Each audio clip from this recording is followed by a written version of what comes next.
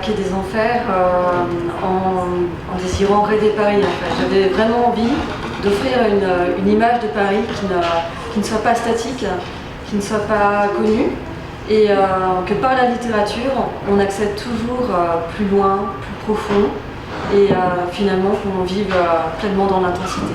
Je pense que pour les romans, il n'y a rien de pire que d'écrire collé à la réalité. Pour moi, un roman qui est collé à la réalité, c'est un roman où il n'y a aucune possibilité de rêver, d'avoir une vision en fait, qui soit bien plus intéressante que celle de la réalité. Donc vraiment l'idée, c'est de partir d'une matière qui soit réaliste, de s'inspirer de faits divers, de s'inspirer de personnes qui exercent un vrai métier comme la brigade fluviale, et ensuite de passer ça à travers le filtre de l'imaginaire pour qu'on puisse rêver. Parce que tout le monde connaît la Seine, tout le monde connaît Paris, et personne ne connaît Paris d'en dessous, et le fleuve vraiment dans ses trois dimensions, avec ses pêcheurs, avec ses poissons, avec ses plongeurs qui vont à la fois récupérer des cadavres et les remonter du fleuve, mais aussi sauver des bateaux. Et c'est toute cette vie vraiment intense et globale qui est le territoire de la littérature. Pour moi, la manipulation, c'est déjà la façon de voir les choses. Et ça, qu'on soit dans la formation ou même qu'on soit dans la vie tout court, le pire, c'est qu'en fait, on a une façon de voir qui est la façon commune. Et toute la rébellion de la littérature, c'est de refuser de voir cette façon, cette vision commune des choses, en fait. De réveiller la vision et de secouer la réalité.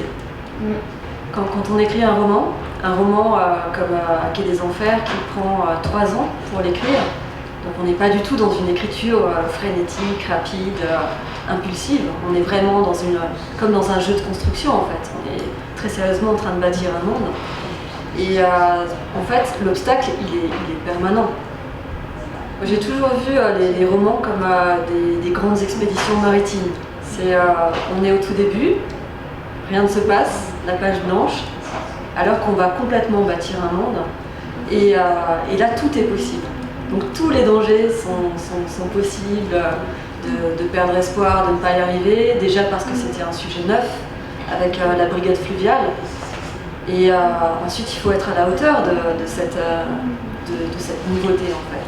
Parce que c'était la première fois, en fait, dans un roman qui était mis en scène comme ça, la brigade fluviale, qui est une brigade extraordinaire de plus de 100 personnes, de 100 policiers qui patrouillent de jour comme de nuit sur le fleuve.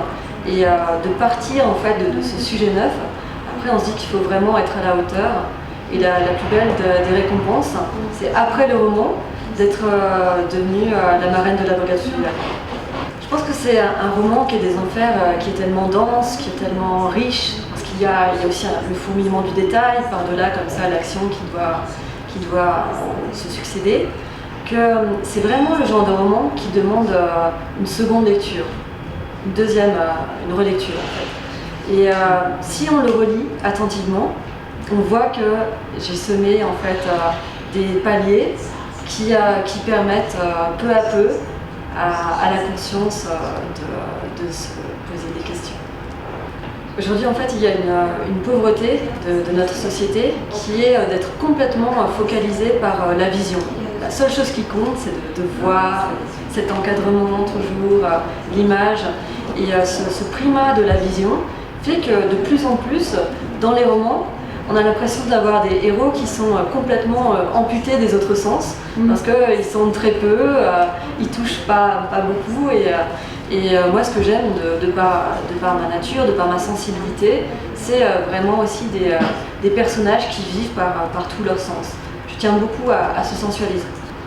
Et que pour le personnage de Camille Beau, j'ai vraiment travaillé en tandem avec le nez parfumeur de Rochas et de Jean Patou, qui est Jean-Michel Durier.